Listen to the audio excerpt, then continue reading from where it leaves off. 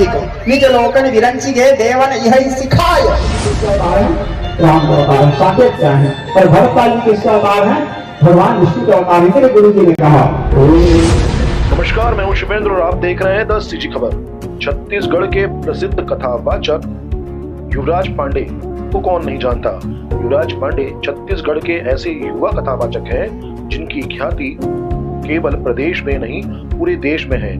अपने कथा शैली की वजह से आप बहुत ही ज्यादा प्रसिद्ध हैं और बहुत ही ज्यादा चर्चा में रहते हैं। गरियाबंद जिले में जन्मे पंडित युवराज पांडे न केवल अच्छे कथावाचक हैं, इसके अलावा वो बहुत ही अच्छे संगीत के ज्ञाता भी हैं। जब वो कथा करते हैं तो वो सभी विधाओं में छत्तीसगढ़ी में जो भजन गाते हैं वो लोगों को मन मोह लेता है। पंडित युवराज पांडे जी का एक राम कथा का कार्यक्रम छत्तीसगढ़ के जिला दुर्ग में करंजा भिलाई गांव में चल रहा है, जहां पर बड़ी संख्या में लोग आ रहे हैं। हजारों की संख्या में लोग राम कथा को श्रवण कर रहे हैं और इस रस का आनंद ले रहे हैं। आइए देखते हैं करंजा भिलाई में चल रही श्री राम कथा का की कुछ झलकें।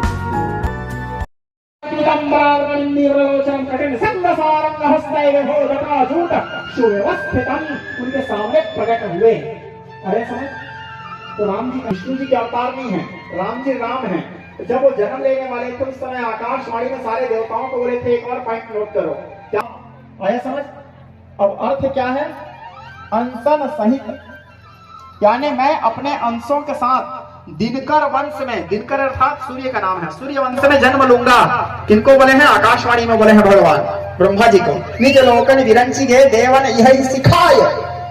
तो भगवान के अंश कौन है? फिर कौन अंश के साथ आने की बात कर रहे हैं? और उसके लिए हमको फिर बालकांड में आना पड़ेगा। स्टार्टिंग में जब महाराज मनु राम जी के दर्शन किए तो क्या किए?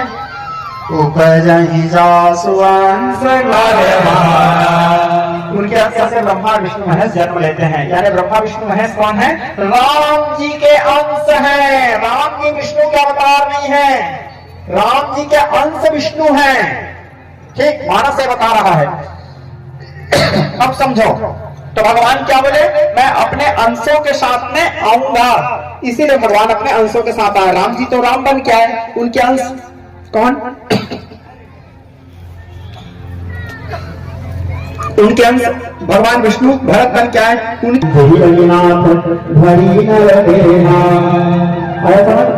तो राम जी के क्या अवतार है? राम की ही अवतार है। राम जी कहां से आते हैं? बैकुंठ से, क्षीर सागर से नहीं आते। राम जी कहां से आते हैं? साकेत से आते हैं। भरतपाल कहां से आते हैं? क्षीर सागर से आते हैं, बैकुंठ से आते हैं। ठीक, अब यहाँ पे लेकिन एक कंफ्यूजन आ रहा है।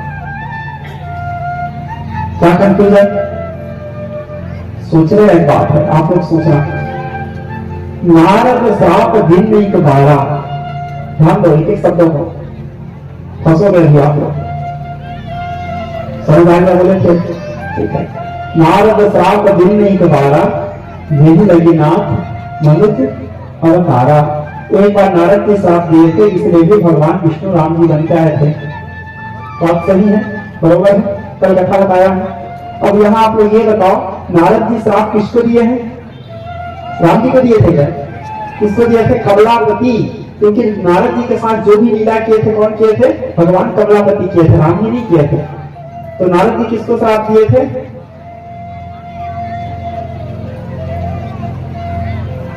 कमलापति किए थे। बीच पंथ मिले जमजारी शंकर अमासुई राजकुमारी। तो नारद जी श्राप किसको दिए थे? भगवान नारायण को दिए थे, भगवान विष्णु को दिए थे। तो नारद जी के श्राप के अनुसार तो फिर विष्णु जी ही राम बन करके आए हैं। कथा कोई बता रहा है, तो इधर मैं क्या बोल रहा हूँ कि राम जी विष्णु जी नहीं है, राम जी कौन है? साकेत से आए हैं। तो फिर क्या नारद जी का श्राप झूठा हो गया? नारद जी श्राप तो राम को नहीं दिए थे, नारद जी का श्राप विष्णु जी को दिए थे। तो क्या नारद जी का श्राप झूठा है? तो मेरा वो बात सही है। सोचने एक बात, इसीलिए कहा जाता है श्रोता समाज में, मैं कथाओं में बार बार बोलता हूँ, पुस्तक पढ़ करके कोई व्यक्ति विद्वान नहीं बन सकता। पुस्तक पढ़ोगे तो ऐसे भटक जाओगे, क्योंकि पुस्तक में यही लिखा है नारद श्राप देने के बाद। ठीक है, तो यहाँ आगे चल करके बता रहे हैं कि विश्व भरण पोषण कर जो ये भरतपाल जी जन्म दिए हैं विष्णु जी। ज्ञानी बनने के लिए गुरु कृपा आवश्यक है। तो यदि पुस्तक पढ़ करके सब व्यक्ति विद्वान बन जाते तो स्कूल में टीचर की जरूरत क्यों पड़ता। जब मैं 6वीं या 7वीं क्लास में था तो हमारे सुभाष पाठ्य पुस्तक में एक श्लोक था, तुम्हें पढ़ाते हो बेटा तुम्हारे स्कूल में, तो पुस्तक विद्या पर हस्ते हृदय धर्म काली काले समुत्पन्न नशा विद्या धर्म, पुस्तक से पढ़ा हुआ विद्या दूसरे के हाथ में गया हुआ धन समय पढ़ने पर ना तो विद्या काम आता है ना तो धन काम आता है। विद्या प्राप्ति के लिए गुरु कृपा आवश्यक है। कारण जो गुरु कृपा जो गुरु कृपा कोटि कपाट कटत छेने कोटि कपाट कटत छेने जो गुरु कृपा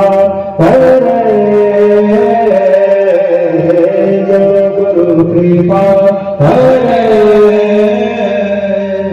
गुरु की महिमा हरि सो भारी वेद पुराण सदानी विचारी ब्रह्मा व्यास फल छेने ब्रह्मा व्यास फल छेने जो गुरु कृपा जो गुरु कृपा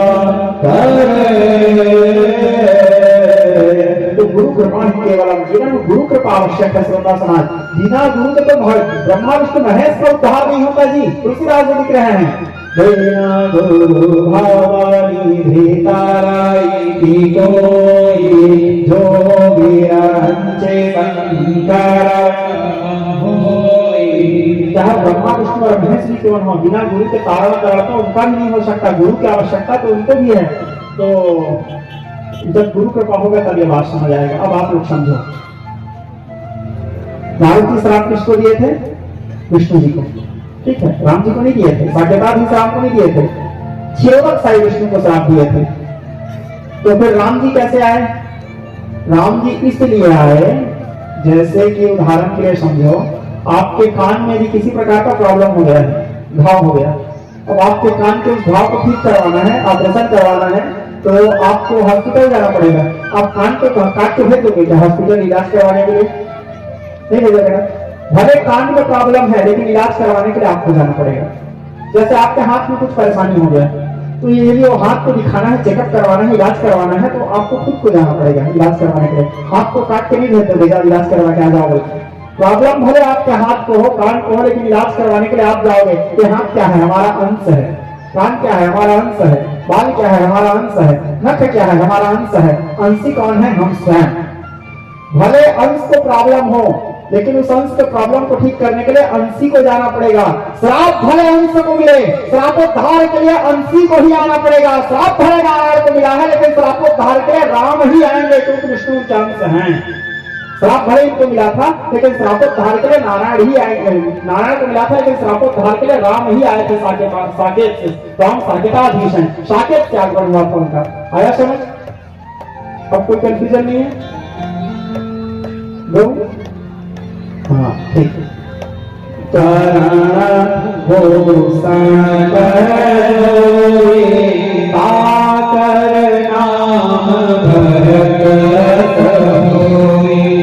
अब तीसरा बेटा के नाम को छोड़ के सीधा चौथा बेटा के नाम करानी चाहिए गुरु जी। तीसरा का नाम छोड़ दिए, जबकि लाइन के बाद चलना चाहिए, तो तीसरा को छोड़ के सीधा चौथा में आया कहते हैं। क्योंकि तीसरा बेटा के नामकरण करने से पहले गुरु जी को भी सोचना पड़ेगा, क्योंकि तीसरा बेटा बहुत खाटी बेटा है, ठीक है, तो बड़ा घुसैल है, ठीक, तो इसलिए उसके नाम को सोच समझ के करना होगा, तो उसके नाम को छोड़ दिए और चौथा बेटा के नामकरण करते हुए कहें जाके सुमीरा तेरी गुनासा नाम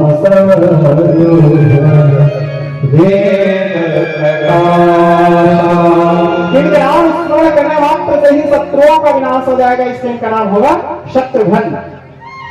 और फिर तीसरा बेटा के नाम करण करते हुए गुरु जी कहे, क्या कहे? लक्षण धाम राम प्रिय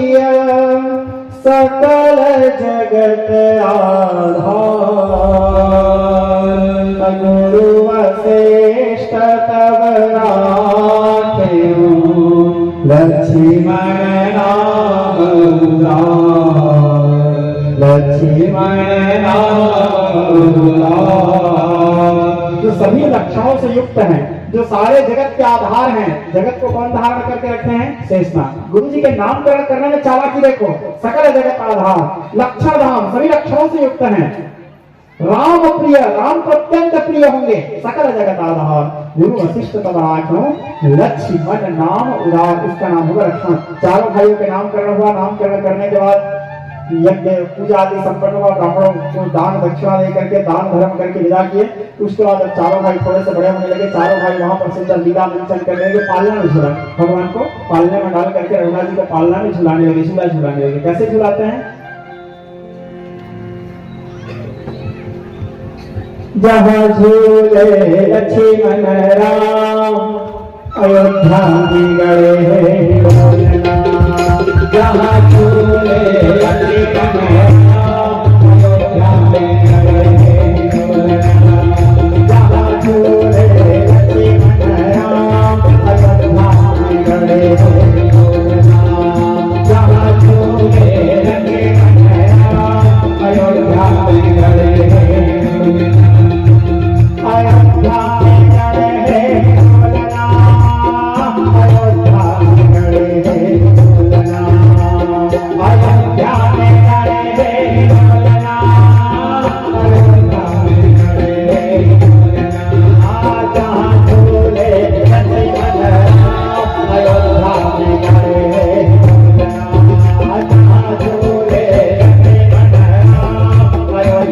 में गए हैं डोलना, जहाँ झूले